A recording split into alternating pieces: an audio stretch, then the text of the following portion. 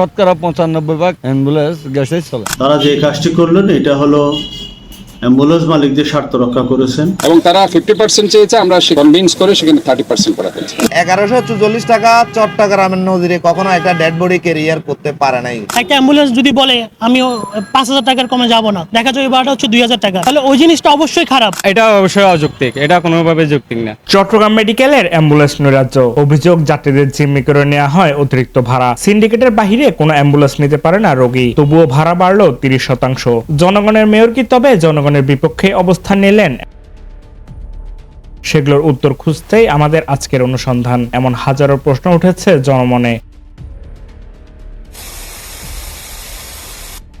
Chittagong medical college হাসপাতাল দক্ষিণাঞ্চলের সর্ববৃহৎ সরকারি হাসপাতাল। প্রতিদিন হাজার হাজার রোগী ও স্বজন চিকিৎসার আশায় ছুটে আসেন এখানে। কিন্তু চিকিৎসা সেবার পাশাপাশি দীর্ঘদিন ধরে হাসপাতালটির অ্যাম্বুলেন্স সেবা নিয়েছিল নানা অভিযোগ। নির্ধারিত ভাড়া চেয়ে অতিরিক্ত অর্থ আদায়, সিন্ডিকেটের দৌরাত্ম্য এবং বিকল্প অ্যাম্বুলেন্স প্রবেশে বাধার কারণে কার্যত জিম্মি হয়ে পড়েছিলেন রোগীরা। তবে এসব অভিযোগ নিয়ে গণমাধ্যমে একাধিক সংবাদ প্রচারের পর নড়েচড়ে বসে হাসপাতাল প্রশাসন। গত 8ই জুন চট্টগ্রাম মেডিকেলে আয়োজিত এক সভায় অ্যাম্বুলেন্সের ভাড়া পুনর্নির্ধারণ করা হয়। এতে বিভিন্ন রুটে প্রায় 30% পর্যন্ত ভাড়া বৃদ্ধি করা হয়েছে। এ সময় সভাপতি হিসেবে উপস্থিত ছিলেন চট্টগ্রাম সিটি কর্পোরেশনের মেয়র ডাক্তার সাদাত হোসেন। তিনি জানান, জ্বালানি তেলের মূল্য বৃদ্ধি, রক্ষণাবেক্ষণ ব্যয় এবং অন্যান্য খরচ বেড়ে যাওয়ায় এই সিদ্ধান্ত নেওয়া হয়েছে। গাড়িগুলো হচ্ছে শুধু যাওয়ার ভাড়া ধরলে হবে না, কারণ সে যখন যাবে আসার সময় গাড়িটা খালি আসে, কাজে যাওয়া আসার ভাড়া হিসাব করে ধরতে হবে। এখন যেভাবে তেলের দাম বৃদ্ধি পেয়েছে, অন্য তাদের যে টায়ার সহ অ্যাক্সেসরিজের দাম বৃদ্ধি পেয়েছে, সেই কারণেই কিন্তু আমরা যৌক্তিকভাবে, এটা কোনো অযৌক্তিকভাবে করা হয়নি। তবে রোগী ও সচেতন মহলের প্রশ্ন, হাসপাতালে অধিকাংশ অ্যাম্বুলেন্সই যেখানে সিএনজি চালিত বা গ্যাস চালিত, সেখানে তেলের মূল্য বৃদ্ধির অজুহাতে ভাড়া বাড়ানোর যৌক্তিকতা কতটুকু? দাম বৃদ্ধি বলে আমি ভাড়া বাড়াইতেছি, ওটা তো পরের উপর জুলুম করে না? আমার হিসাবে মানুষকে হয়রানি করাটা এটা যুক্তি হচ্ছে না। কিন্তু সবাই কিন্তু গ্যাস দিয়ে চালায়, কিন্তু তেলে কিন্তু স্টার্ট হয় গাড়িটা, তারপর গ্যাসে অটোমেটিকলি স্কার্টারে সিট দিলেই আপনার মনে করেন ক্লাস করলে আপনার গ্যাসে চলে যায়, তখন গ্যাসেই চলে। হাসপাতালে চিকিৎসা নিতে আসা রোগী স্বজনরা জানান, হাসপাতাল ব্যবস্থাপনা কমিটির মূল দায়িত্ব রোগীদের স্বার্থ রক্ষা করা। কিন্তু সাম্প্রতিক ভাড়া বৃদ্ধির সিদ্ধান্তে সাধারণ মানুষের সেই প্রত্যাশা পূরণ হয়নি।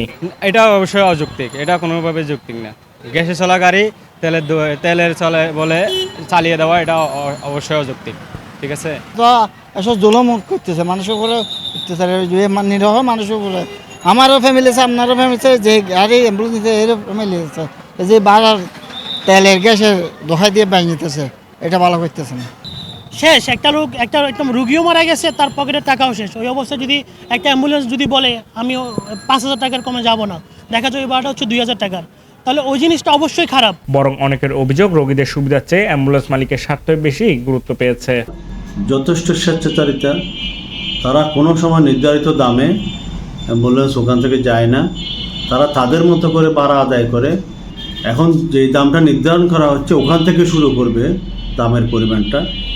তো হাসপাতাল ব্যবস্থাপনা কমিটির কিন্তু আমরা যেটা মনে করি বড় কাজ হলো রোগীদের স্বার্থ রক্ষা করা। এখন তারা যে কাজটি করলেন এটা হলো অ্যাম্বুলেন্স মালিকদের স্বার্থ রক্ষা করেছেন। এটা আমার কাছে মনে হয় যে এটা হাসপাতাল ব্যবস্থাপনা কমিটির কাজের বাইরে এই কাজটি হলো।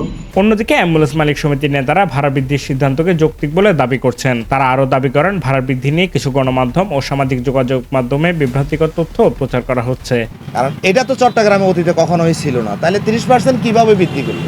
30% বৃদ্ধি করছে হচ্ছে যে আমাদের গাড়ির যন্ত্রপাতি, সরঞ্জাম, ফিটনেস, ট্যাক্স টোকেন বৃদ্ধির কারণে সব কিছুর মিলাই হয়তো আমাদের উপরে সেটা যৌক্তিক মনে করে মেয়র সাহেব, আমরা দুই পক্ষে, প্রশাসন ইভেন আমরা দুই পক্ষে সেটাকে সমঝোতা মনে করে সেটাকে আমরা 30% বৃদ্ধি করি। মাঝখানে একটা বিশৃঙ্খলা ছিল, যে ভাড়াটা আগে 2-2,500 টাকা যাইতো, সেই ভাড়াটা কিন্তু এখন 1144 টাকা দিয়ে যাচ্ছে, যেটা আগে 2,000। এখানে যারা বিক্ষিপ্তভাবে এটা প্রচার করতেছেন, অবশ্যই মিডিয়া বাইরে আমি আহ্বান করব, আপনারা আসেন, বাস্তব প্রেক্ষাপটটা দেখেন। নর্মাল অ্যাম্বুলেন্সের মধ্যে যেগুলি আছে এগুলির মধ্যে আমাদের 70% তেলের গাড়ি আছে। এটা যদি কেউ বলে থাকে মিডিয়া অনেক কথাই বলতে পারবে, আমি এই বিষয়ে কোনো মন্তব্য করবো না। এদিকে সম্প্রতি চট্টগ্রাম মেডিকেল কলেজ হাসপাতালে অ্যাম্বুলেন্সের বাড়তি ভাড়ার প্রতিবাদকে কেন্দ্র করে উত্তেজনাকর পরিস্থিতির সৃষ্টি হয়। অভিযোগ রয়েছে ভাড়া বৃদ্ধির বিরুদ্ধে অবস্থান নেওয়া এনসিপির কয়েকজন নেতাকর্মীর উপর হামলার ঘটনা ঘটে। ঘটনার পর বিষয়টি আদালতের নজরে আসে। পরে চট্টগ্রাম মেট্রোপলিটন ম্যাজিস্ট্রেট আদালত হাসপাতাল এলাকায় বিদ্যমান অ্যাম্বুলেন্স সিন্ডিকেট ভেঙে দিতে হাসপাতাল কর্তৃপক্ষ